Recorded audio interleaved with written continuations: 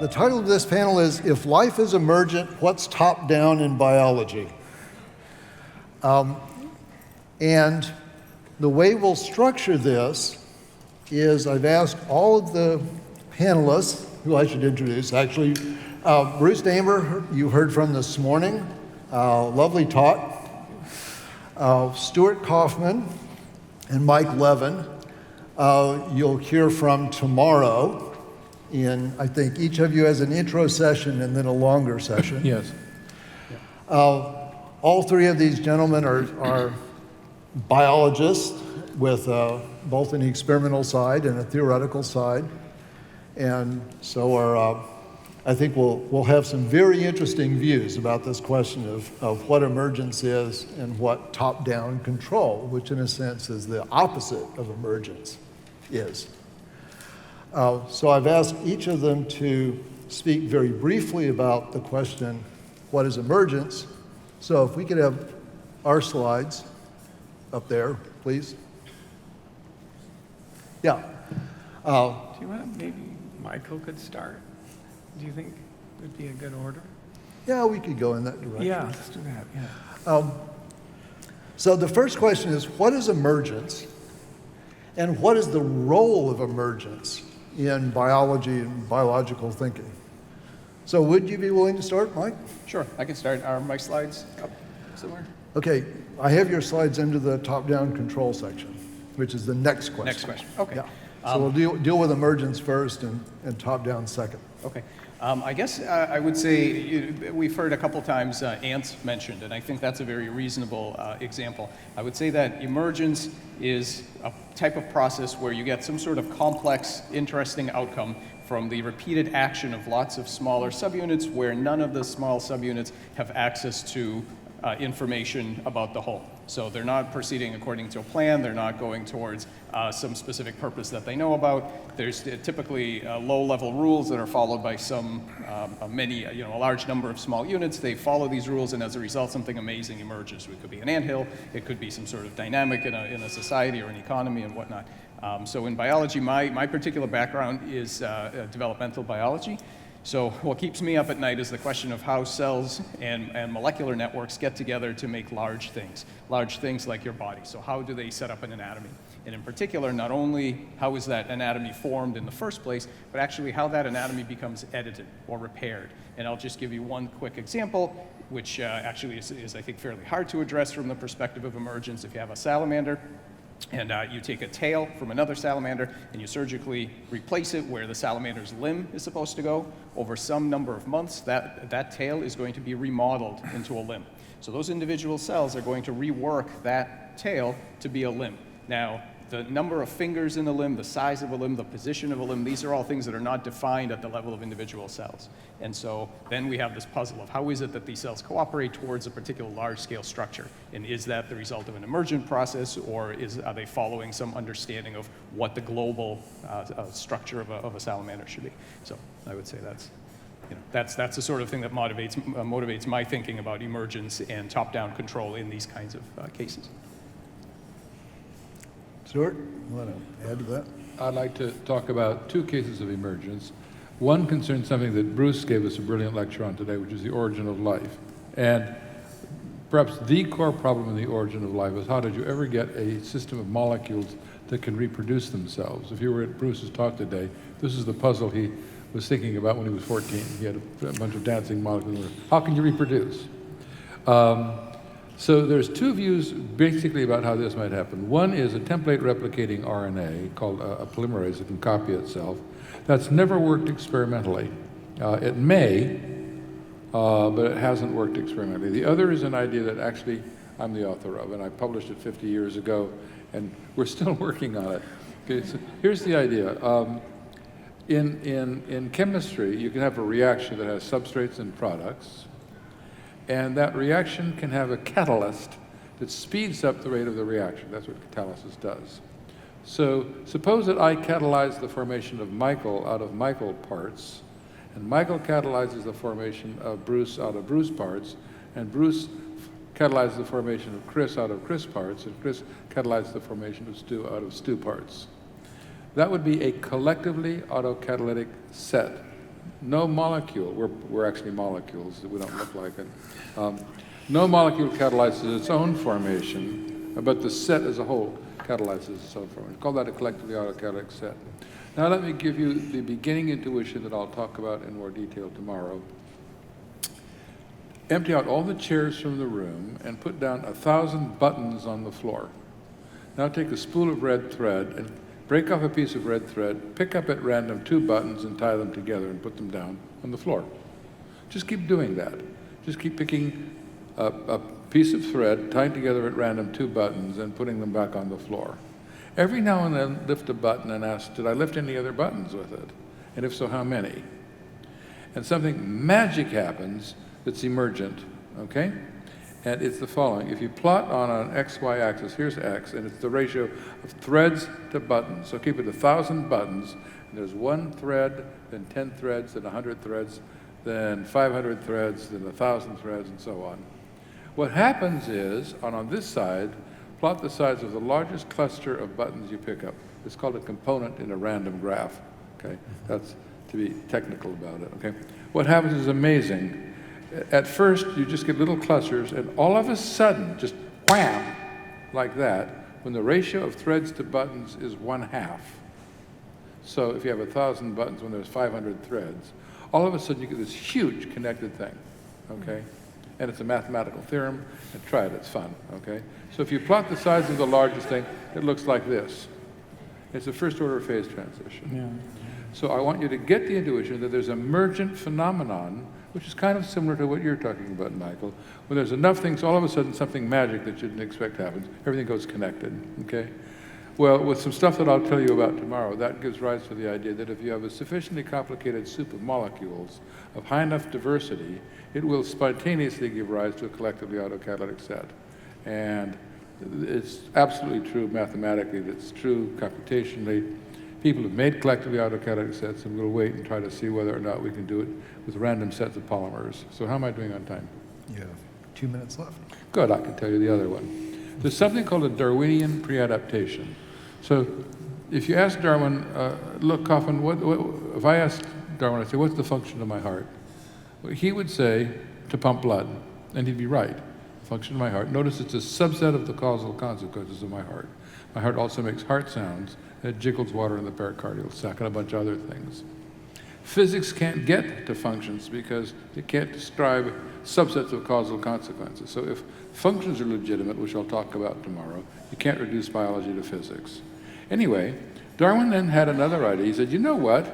A causal consequence of a part of an organ of no use whatsoever in the current environment might be of use in some other environment.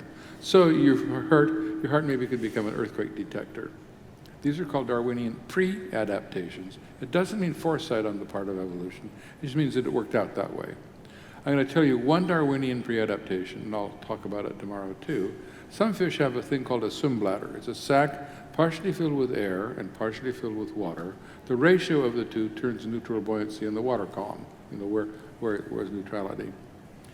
Paleontologists think the swim bladder arose from the lungs of a lungfish.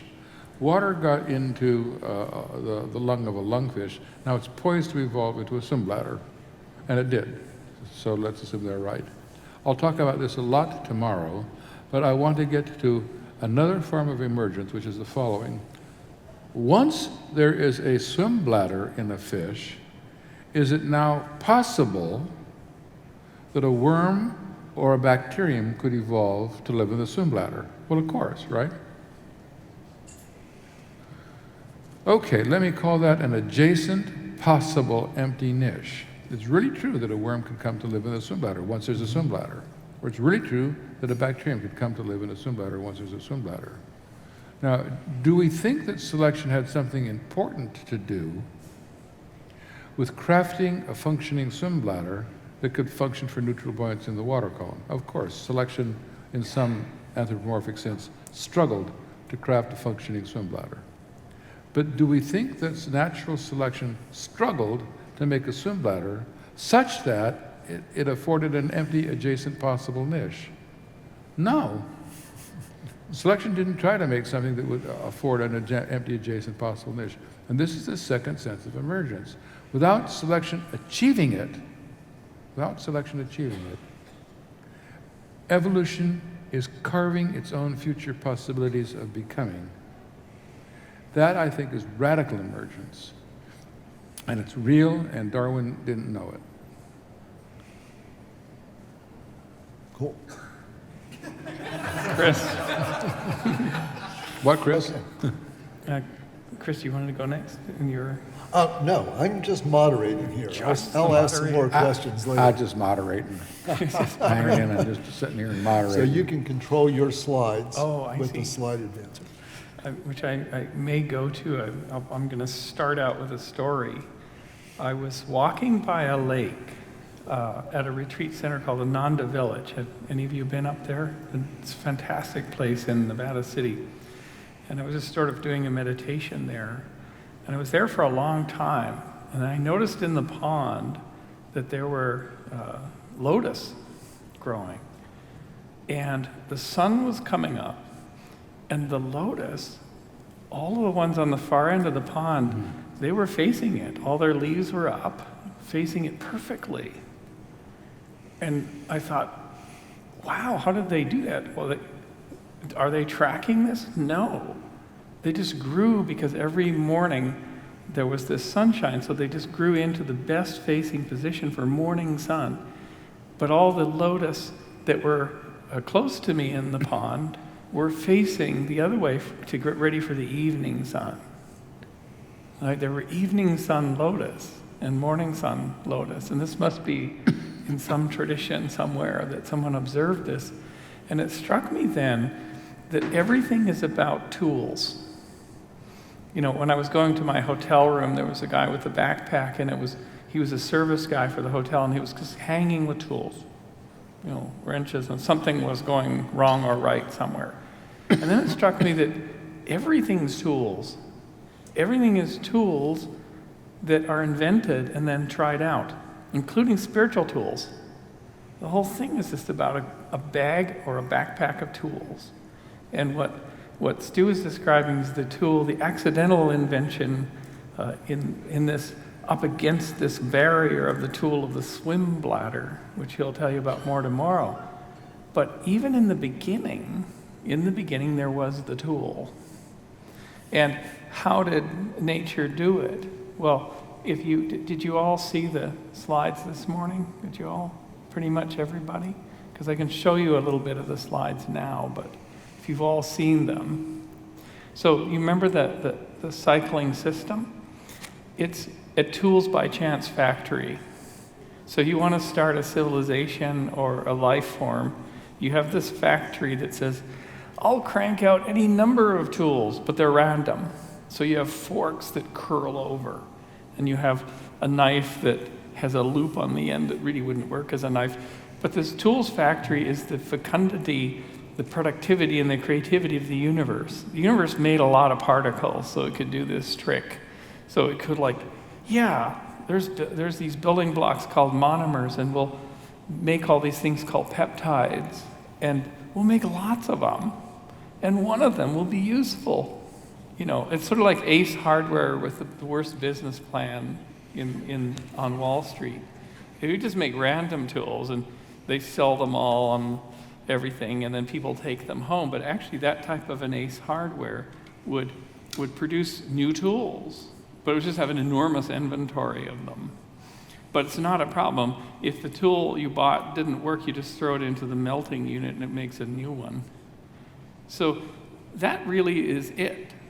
And in spiritual practice for 2,000 to 3,000 years, we've been trying out new tools. And one of the things this community is superb at is this tool thing.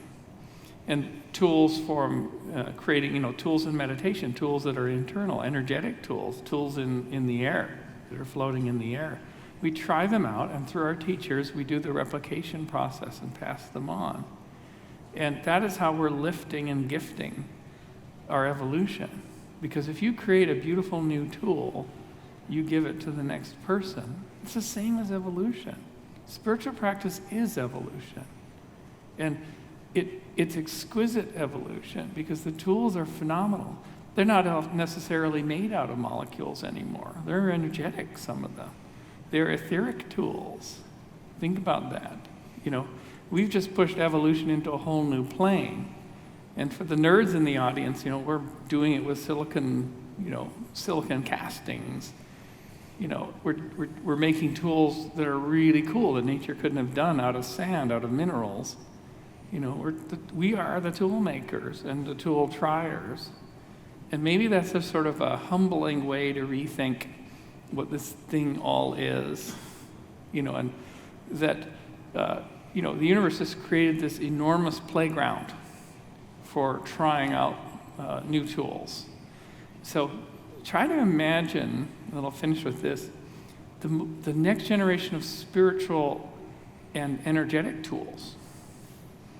I'm watching Reiki teachers, I'm watching energetic healers that really have nailed this. And I'm in one of these programs. And at one of the programs, we literally, you know, Reiki and things like that, you can crack somebody open, right? You just come into space and you go, and they feel it and they just, whoa, right? And back in the old days when I was completely materialist, I wouldn't have believed it, but we do it every day and it works. So what we're doing now is like, what if you if you've got a big group of people and they're in an energetic space, there's a flow of this thing we call it the intelligence, is moving through everybody.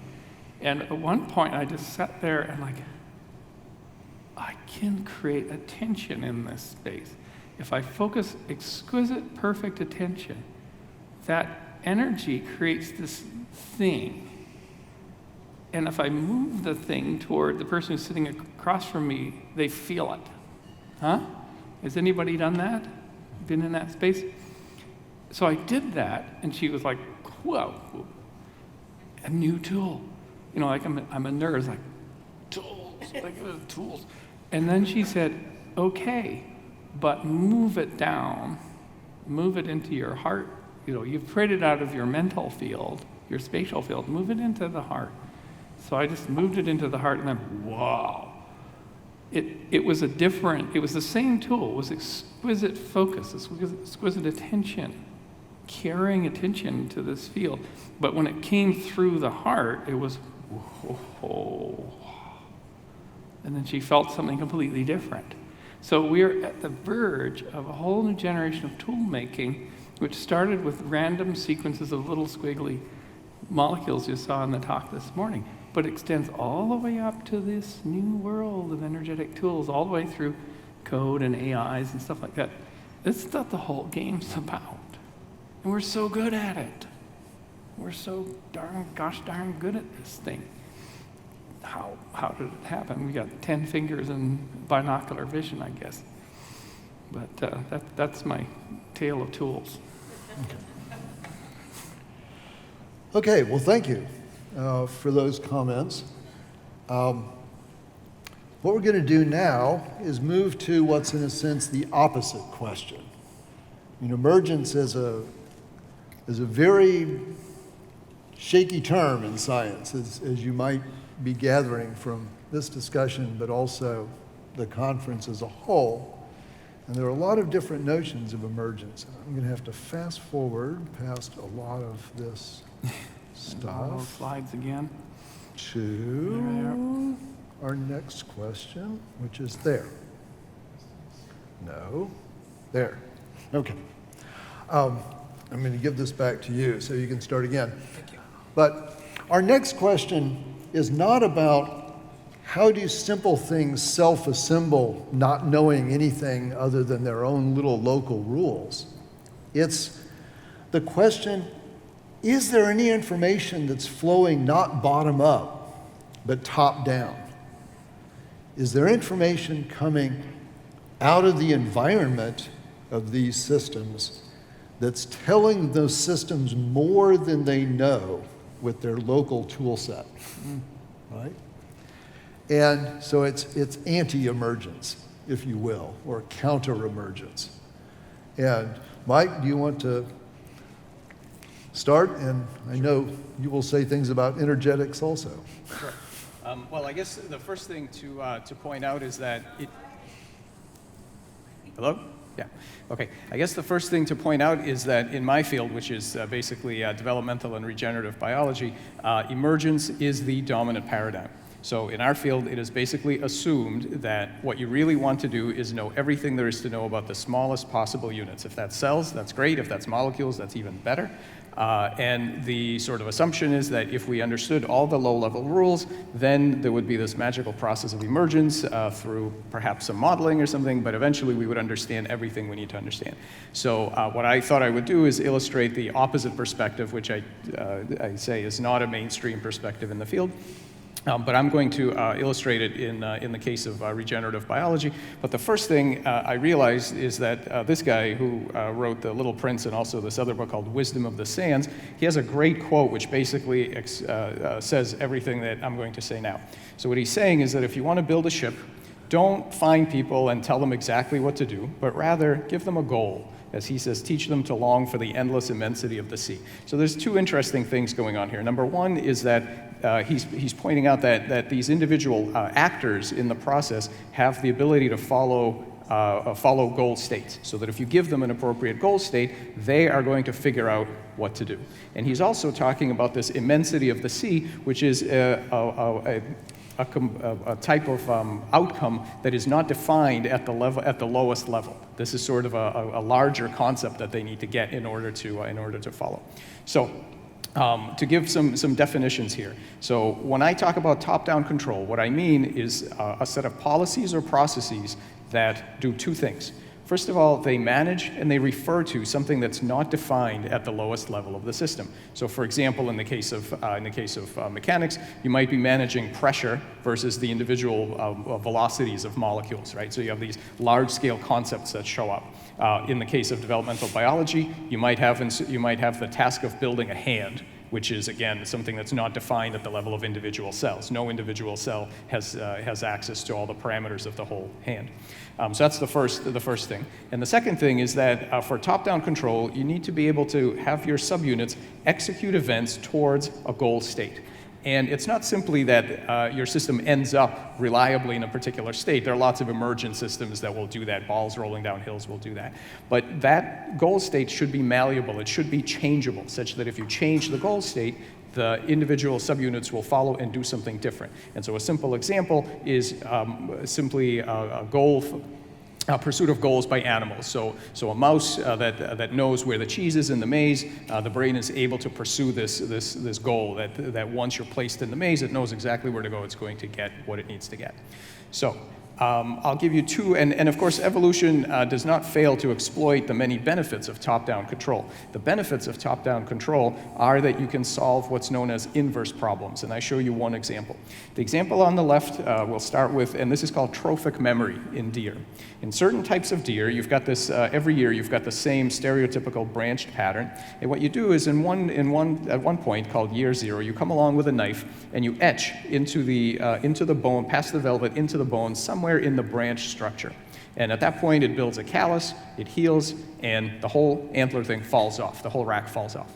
Next year, the cells at the scalp are going to build a new set of antlers. But what they're going to do is build an ectopic tine, an extra branch point, at the location where the damage was last year. And this goes on for 3 or 4 years, and then by year 5, it gets very small and it eventually disappears. Think about what this means. This means that the low-level rules that the cells follow when they grow the antlers have to be modified in a way that is in accordance with where the damage was the previous year. The antler is gone. The cells at the base of the scalp need to remember where the damage was. They need to store that three-dimensional structure, and most importantly, they have to modify the activity of the cells. Another example that you see on the right has to do with remodeling in frogs. So tadpoles, in order to become frogs, have to rearrange their face. And so the eyes have to move sideways and the mouth has to come out and so on. And so it used to be thought that what evolution does is provide the tadpole with a set of hardwired movements that every organ in the head does. As it turns out, we discovered this a few years ago, that as it turns out, this is not the case. What happens is that if you start off with tadpoles that are abnormal, and this is the work of Danny Adams and Laura Vandenberg in our group, what happens is that if you start off with tadpoles that are sort of Picasso tadpoles, the eyes is back here and the mouth is sort of, everything is all tilted, you don't end up with a really weird looking frog. You basically end up with a normal frog, because all of the pieces will move through abnormal paths to get to the final configuration that they recognize as a normal frog face. And when that happens, they stop. So this is another system that isn't merely hardwired. It's not merely a case of following predefined rules. It's an example of a system that in some way follows to a goal state and will deviate its behavior to get to that goal state. Now, I'll show you another example of this. One of the things that, goal states are really kind of forbidden in a lot of biological thought. You're not really supposed to talk about goal states. You're supposed to talk about physical processes, and eventually, hopefully, something cool happens. But we are starting to see that there are these encoded goal states because we can change them. We can change them, and the cells will do something different. And so here you see an example. You see two flatworms called planaria. Tomorrow I'll talk lots more about this. What happens is that we can now make planaria that look perfectly normal anatomically. They look perfectly normal molecularly histologically. That is, all of the correct genes are expressed in correct places. The only thing that's abnormal is that we edited the activity of an electric circuit. And this electric circuit is what encodes this pattern to which they're supposed to regenerate. And when we do that, instead of a one-headed worm, you get a two-headed worm. And the most amazing thing is that not only is this two-headed form permanent, so that if you later on recut this worm, it will continue to regenerate as two-headed. This electrical pre-pattern is stored in an anatomically normal animal. So it's not a readout of what the body is doing now. It is an encoded state. It's a counterfactual. It's a state of what the animal is going to do if you injure it in the future. And it's a latent memory that only gets activated after injury. So the anatomy is built to spec, but that spec is not merely emergent. I mean, there are emergent components, wound healing and filling in gaps and things like this are emergent, but the basic body plan of that animal is, in fact, represented by a top-down representation in the tissue that happens to be electrically encoded that we can now change. So that's that. Cool. I wish I had such neat slides. Can I borrow your slides, Mike? Go for it. That was spectacular. Thank you. I want to tell you two examples of top-down something. I guess it's control. So I already have told you what an collectively autocatalytic set is. Just to rehash it, I catalyze the formation of Michael out of two Michael parts. Michael catalyzes the formation of Bruce out of two Bruce parts. Bruce catalyzes the formation of Chris out of two Chris parts, and Chris catalyzes the formation of Stu out of two Stu parts. This isn't just academic. Gonan Ashkenazi has a 9-peptide collectively autocatalytic set at Ben Gurion in Israel. I'll talk about it more tomorrow. This means a couple of really important things. It really reproduces itself.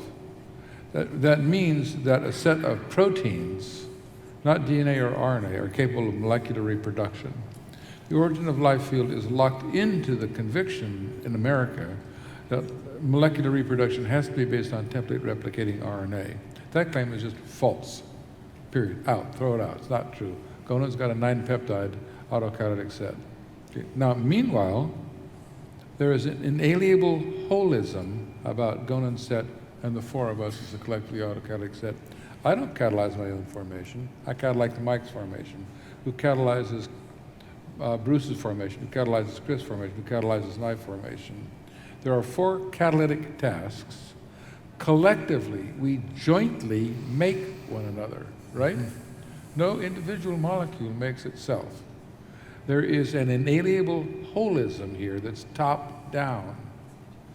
The 4 of us are at the top, we are the total system. The total system controls the parts, but the parts also control the system. It's bottom down and top up.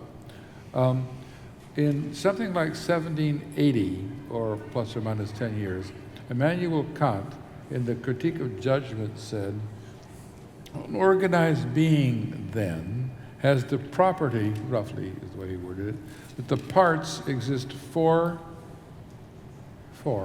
and by means of the whole.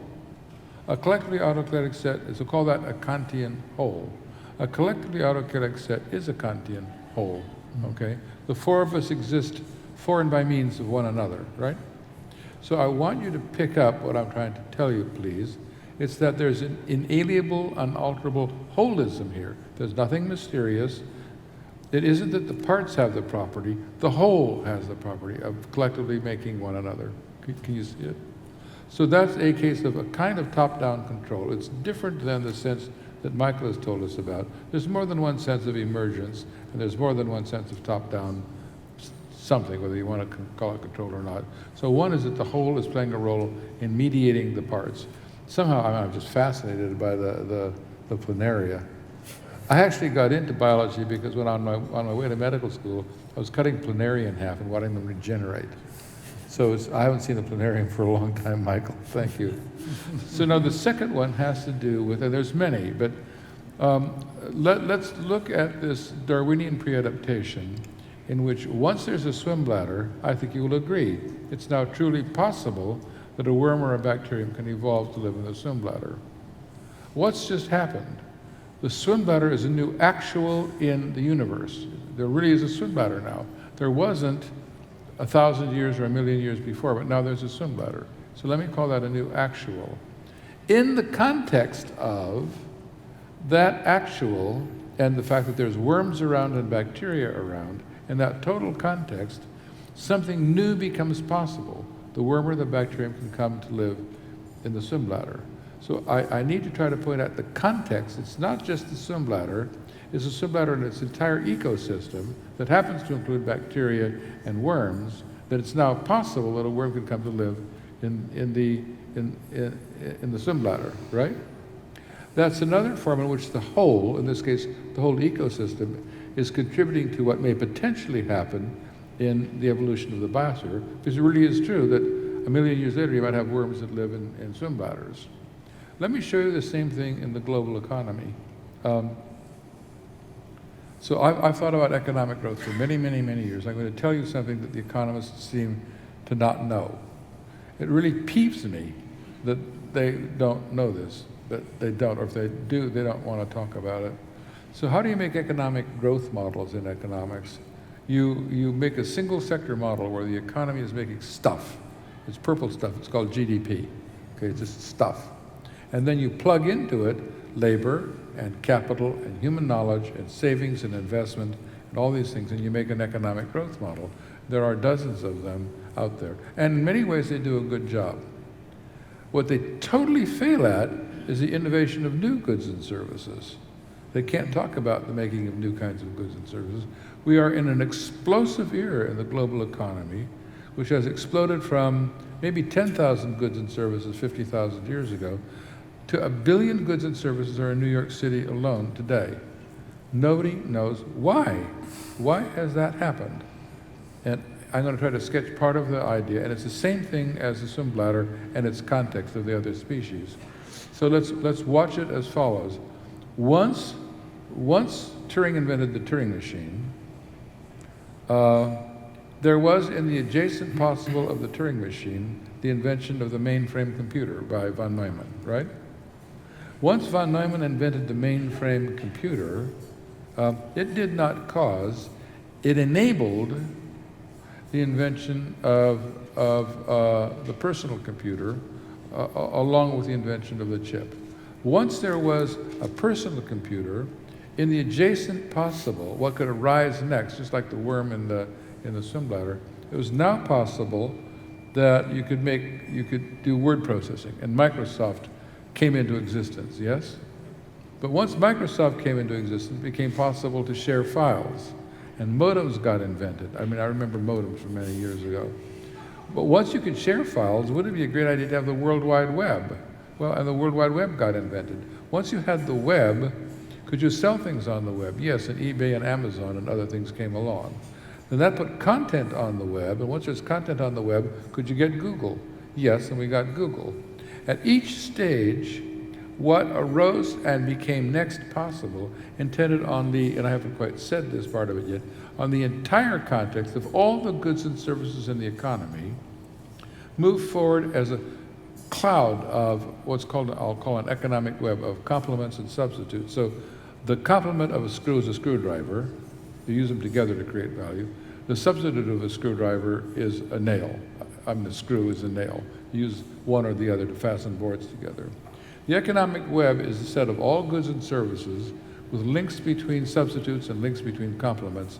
And that whole web blossoms, and it has in all of our lifetimes, into this enormous increasing diversity of goods and services. That is a form of top-down enablement. It's not necessarily control, but the whole web is mediating the way the web transforms. It's the same thing as the biosphere. Thank you. Thank you. Thank you. Thanks. I just want to add one thing here as a comment.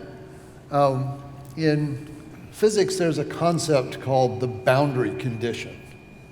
And the boundary condition is what the theorist stipulates around a problem in order to contain the problem. But the boundary condition always provides information to whatever mechanism is going on inside the boundary.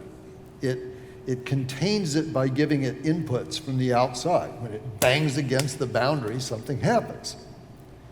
And it's provable. And a biologist named Robert Rosen constructed a very nice proof of this back in the 70s, that as soon as your dynamics is nonlinear, so as soon as your dynamics has feedback, i.e. memory, boundary conditions are not predictable in principle from the dynamics going on inside them. So a boundary condition itself is a form of top-down control. And it can't be emergent. It doesn't follow from the dynamics on the inside. And that happens as soon as things get interesting. Something to add to all that. For my money, the most, I would say, weird and phenomenal molecule in the cosmos is not DNA or RNA or anything. It's the ordinary amphiphile. And you can actually get a catalog of hundreds of these things, and they're basically soap bubbles or amphiphiles. Your cell wall is made something from called a phospholipid. That's an amphiphile. And they tend to have they're sort of chains of carbon, and they have a tail and a head. And they seem to be made in space in huge numbers. But when they come together, they do something that is so weird.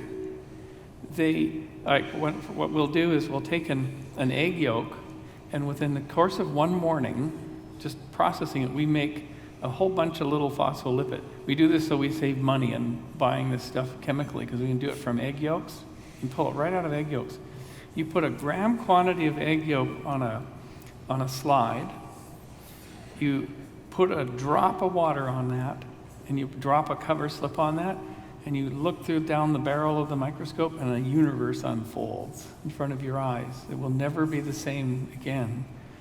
Corkscrew things are going on as these things bulk up with water, and all this physics is happening, and layers and stuff is budding off. It's phenomenal. It's phenomenally alive. And it's just the property of the amphiphile. And what amphiphiles do, if I can show you with my hand, they're so weird. Normally you think in high school chemistry of ionic bonds, two things get nicely locked together. But amphiphiles don't do that. They have what are called affinities. Kind of like you all sitting here in the front row. You're kind of nestled together, you kind of touch shoulders every once in a while, and you kind of move around, and exactly like that.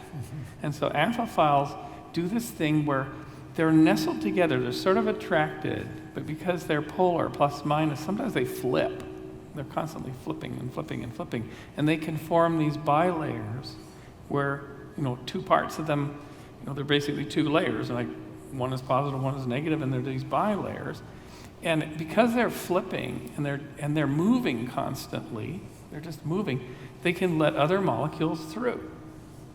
So molecules can come up and find their way through this craziness. And they can self-assemble into vessels. And if the vessels get too big and with amphiphiles sort of crowd in, like, oh goody, there's a vessel being made, a vesicle with an interior and out, and they're constantly joining, and then they get elongated like a sausage, and they do what's called purling, and they go bing, bing, bing, bing, bing, and there's 7 of them suddenly. And they're amazing. And they create the first boundary condition for biology. And they're absolutely magical because nowhere else in the cosmos is this possible, that this thing can be sitting there, it's self-assembled, and another molecule comes and finds its way in. And because there's a little party going on inside there, it's a little bit crowded, it has a bigger chance of getting involved. This is why we go to parties, like we're gonna meet somebody that we like being in crowded spaces. And biology needs crowded spaces to have anything happen because it increases the probability of things happening. It's like, put them all together. And this goes all the way up. But fundamentally, when you're sitting in this chair, you are, a massive system of these amphiphilic containers. That's what you are mostly, and water. And I want to bring you another part of my work, which I didn't talk about here, which struck me later, was the second goal I had when I was a teenager was the first goal I had was how did life begin, and the second goal was how to give life a path forward. And the fundamental problem, it was the sort of eco movement was starting, and there was sort of the beginnings of the panic about what we're doing to the planet. And I thought, well, all that's well and good, but we're not showing any signs of slowing down. And this is in the mid-'70s. I thought, we need to create a way for the biosphere to expand. We ain't gonna slow down. We're gonna consume more energy and invent more gadgets and have more children. It's just not gonna happen. So you need to create a valve that you can open.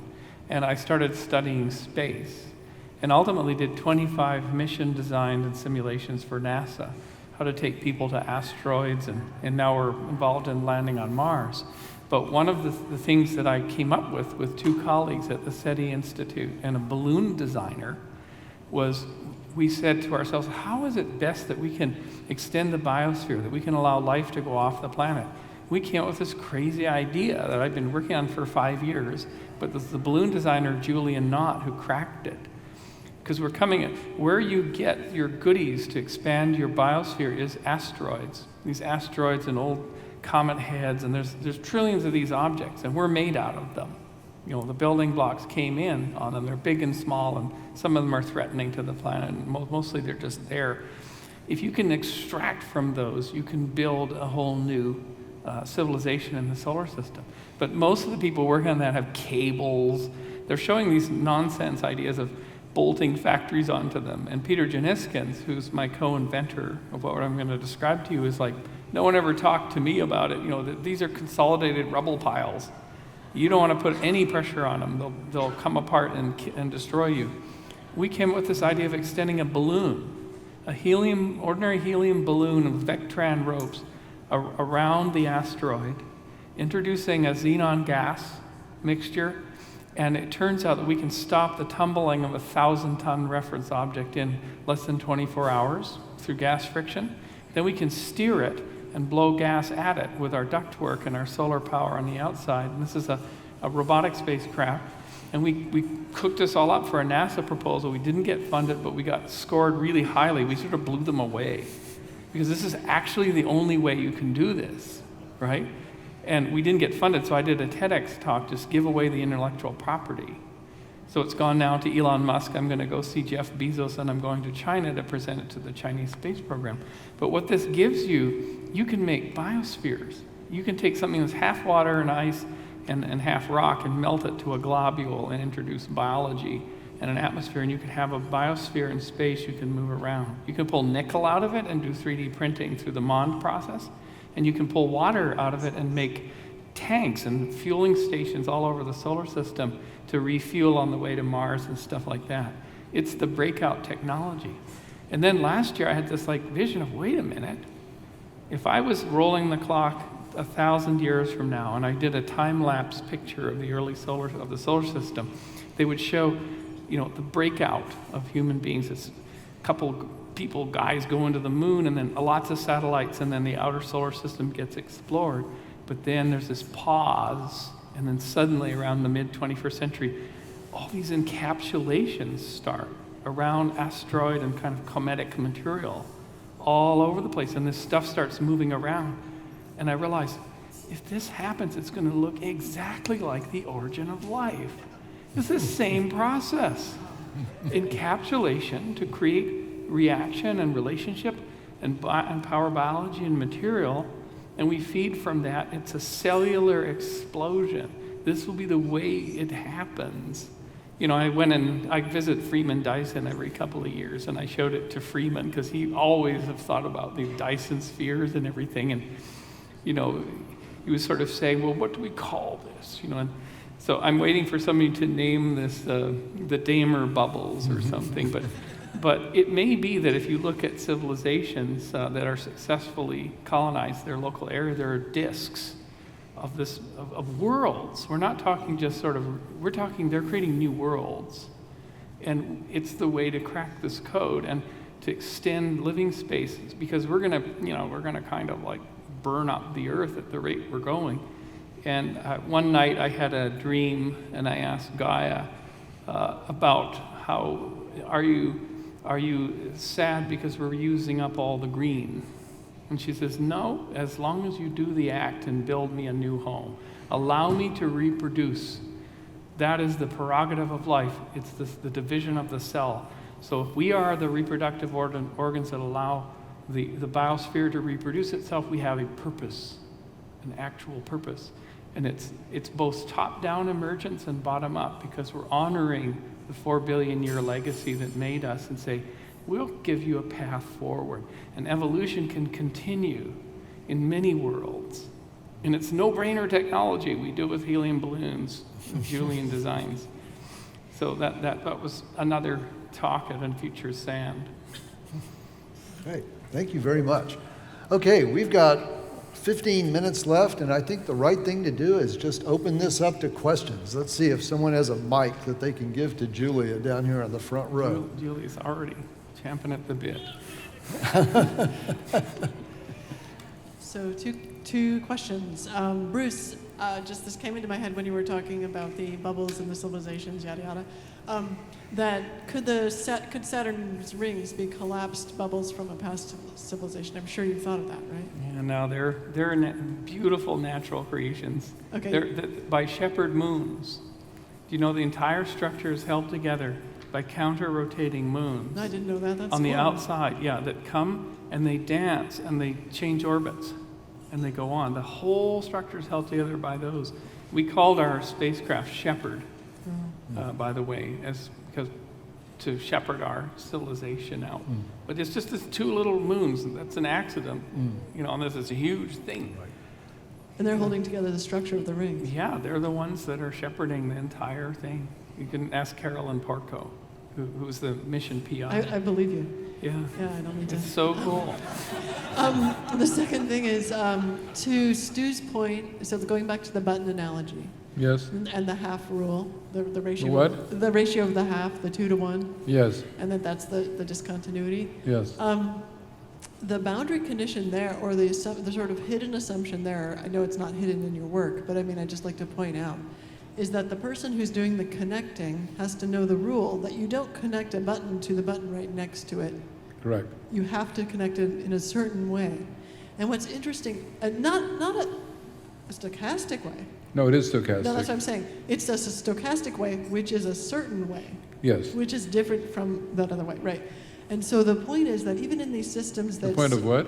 My point is that it seems to me, even in systems that we think of as not having a top-down sort of process, that's the hidden top-down process.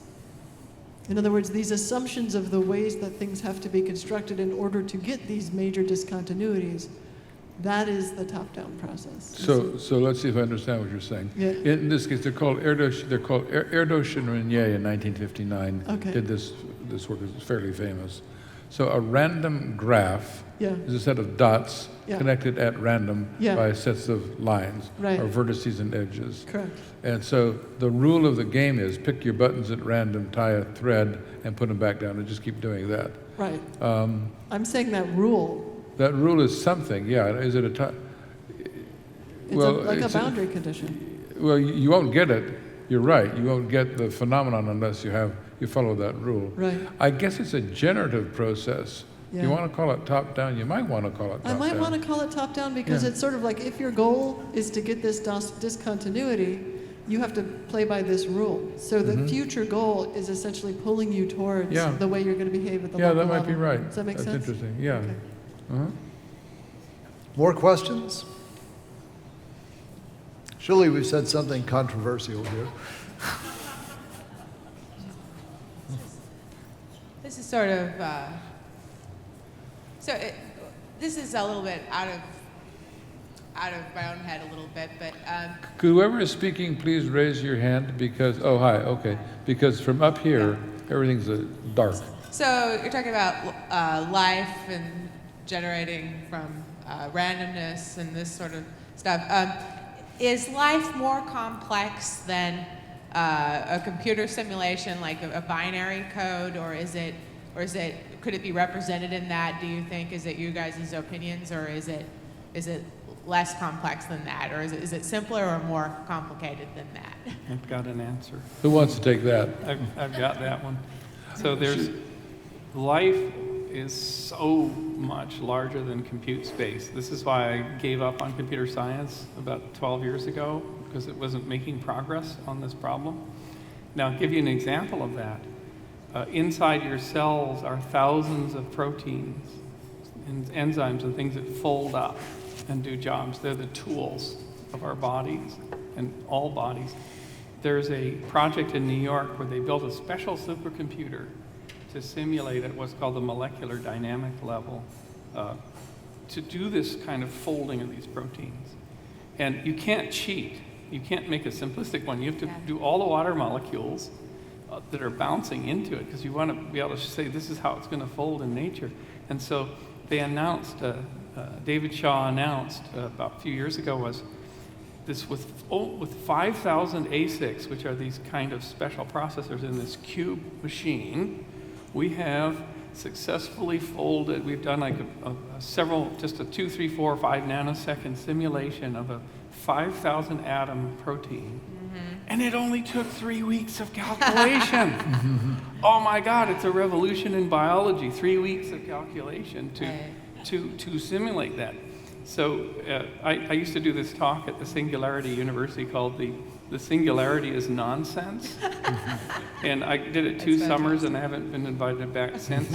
But I took a single neuron, and Ray wasn't in the audience, but I generated the numbers for Ray's book on the singularity, and I wrote him an essay that he read, and basically saying it's nonsense. So the neuron, to do a neuron completely at the low level, you'd need the largest supercomputing grids all tied together to do one neuron that's predictive of its behavior. Well, see, I'm a physicist, and so there's always this debate about what will outlive, what will survive what could survive to the end of the life of the universe, life or computing life. And so if life is binary, they're saying that computers would be better than life. But I think the evidence is that life is probably more complicated than I think binary. computers are so poor tools. They're just so limited. They're so fragile. I have 30 tons of them in my barn, and I studied their evolution. And we are nowhere close. They are. Can I come in on that, on this question too? Please. Computers are a subset of classical physics. Yes. They're discrete state, 0, 1, discrete time, t plus 1, subsets of classical physics, which has continuous fields and continuous time. Right. Quantum mechanics is vastly richer than all that, Yes. all right? Because we both know, so you probably really know quantum mechanics. Right, I know yeah. some. Yeah. In the past 10 years, it's become clear that quantum effects are very serious in biology. Do you know about the light harvesting molecule? Yeah. Yeah. Okay, so the light harvesting molecule, which uses chlorophyll, is quantum coherent 1,000 times longer than you would expect by what's called phase decoherence, right? Right. So Okay, we've got life that has. So quantum life effects. is using a quantum coherent phenomenon in smell, in bird navigation, in light harvesting molecules, and how we don't know how much further quantum effects go in biology. Now we're just beginning to explore it. So I think for a variety of reasons, life, at least right now, is vastly richer than digital computers. One is quantum. Another is that the diversity of components in you is on the order of hundreds of thousands of different kinds of things. Different kinds of things, and furthermore, the behavior of a molecule in you is not binary. It's a continuous variable, which is sort of what Bruce was saying. Right. It's roughly a continuous variable, and it's stochastic and so on. Yeah. So, and life has become enormously diverse in 3.8 billion years. Look at the biosphere with millions of species, right? I don't think there's a theorem that supports this claim, and I don't know what such a theorem would be. I mean, do we know that computers can't become that diverse over time and so on? Roger Penrose. But my gut says no. Roger Penrose was What? trying. Roger Penrose was kind of Right. trying it with Gödel, but there's a lot of Right. controversy. Right, with shadows and Yeah. shadows of the mind and the Right. empress. Right, I agree. He's trying. I mean, I guess the one thing I would add to that is one could also question the assumption that one necessarily needs to model everything at the lowest level. So just to give you a simple example, if your job was to reverse engineer, somebody gave you one of those little computers that plays chess, that's all it does, and your job is to reverse engineer it and figure out what is it going to do next. So you could say, okay, I'm going to use Maxwell's equations, I'm going to calculate every single, place that the electron goes, and by the time the universe, burns out or whatever, you're still going to be calculating.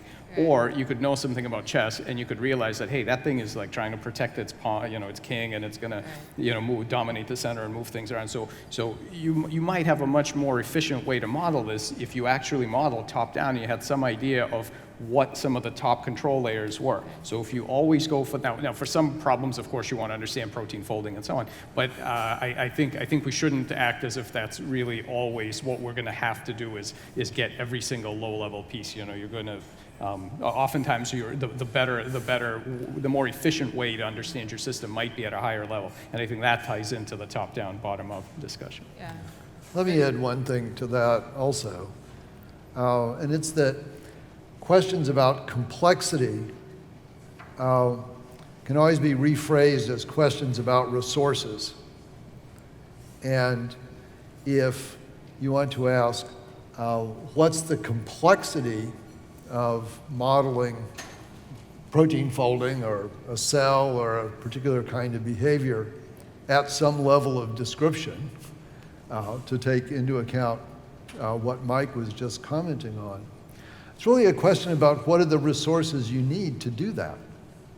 And if your resource is a linear string of bits, then you need to dump in an enormous amount of energy if all you're doing is flipping bits in a string. If your resource is a large collection of multi-state devices, as Stuart was pointing out, biological molecules are, you may need to move each one of those just a little bit to radically change the behavior of the collective. So what your machine looks like, what your resources look like, tells you a lot about the complexity of the process you have to use.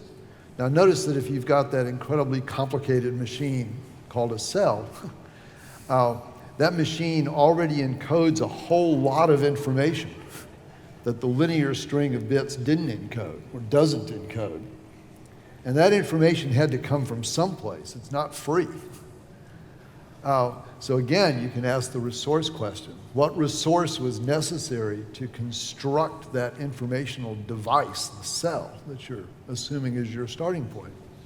And we look back at the history of the universe, and we can say, okay, a whole lot of energy went into constructing that very complicated device. So we're starting with a huge boost in resource by starting with something that's 13 billion years old in terms of an organizational structure that sucked a lot of energy into a small, compact, well-organized space. That we don't have that advantage with a computer that we built technologically, which is in fact, on a comparative basis, used an incredibly small amount of energy to construct a very simple structure compared to the structure of a cell. Another question?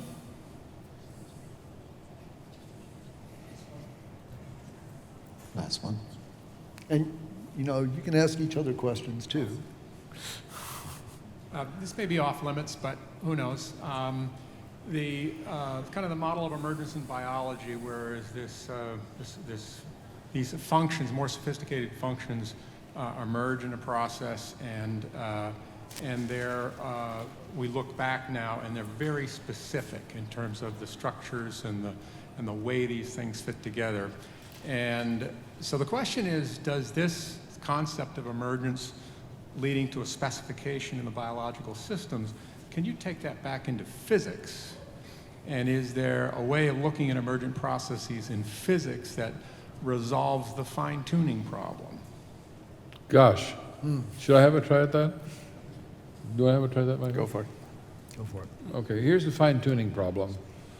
There's 23 constants in the standard model, constants of nature, like the ratio of electron mass to proton mass or whatever it is. And the physicists tell us, and there's at least one physicist in the room, that if they weren't pretty much exactly what they are, you wouldn't get a complex universe. You wouldn't get stars, you wouldn't get complex atoms, you wouldn't get you wouldn't get the large atoms, and presumably you wouldn't get life. So about 25 or 30 years ago, Steven Weinberg said, he voiced the anthropic idea. He said, maybe, and here's that idea, it says, maybe the constants of nature are tuned in such a way that you can get life. But he doesn't want to think of it as prospective, that the constants of nature were tuned to get life. The idea that he advanced and other people consider seriously, that there's zillions of universes, and they have more or less random values of the constants. And lucky we are in a universe that happens to have the right values of the constants so that we get to exist. That's called the anthropic principle, okay? We're out of time, as it turns out. I know we're out of time. So let me try just saying this part fast. I think that the emergence of function in evolution is, look, you're raising a fascinating question. You're saying, we don't understand the complexity. Why did the universe get complex? Okay, is underlying what you're asking. And we don't have an answer for why the universe got complex, and there's physicists in the room. One part of it is that the universe is expanding, therefore the maximum entropy of the universe can keep going up faster than the real entropy does, so we've got free energy available. The other is that the fine constants are, constants are tuned, and isn't that nice? The problem is, those are necessary conditions, not sufficient conditions, for getting a complex universe. So I don't know why the universe got complex. And meanwhile, the biosphere has gotten enormously complex because of a diversification of functionalities, like the elephant's trunk really reaches the ground, just like its legs do, and there's swim bladders, and there's eyes, and there's hearing, and there's all of this stuff that's come to exist to abet the evolution of organisms that have those functions. So you can't reduce biology to physics, because the reason there's a swim bladder is that it abets the survival of the fish with a swim bladder, and that's the only reason it exists in the universe. I'll try talking about that tomorrow. It has to do with the non-ergodicity of the universe. So, of course I don't know the answer to your question, but I think it's a really deep one. If there was a way of saying that cosmic evolution is creating complex structures, and I've actually tried to say this in the past, that I'll just say that before we all quit. What if so how can we handle the constants of nature problem? One is the multiverse. The other is that the laws evolve. Lee Smolin has advocated the idea that the laws themselves evolve. Then he gets stuck because he wants to say, then there's a law for how the laws evolve. Then you have to say, well, then there's a law for the law for the law for the law, and you get to an infinite regress. I want to try a different idea, but I'm not a physicist.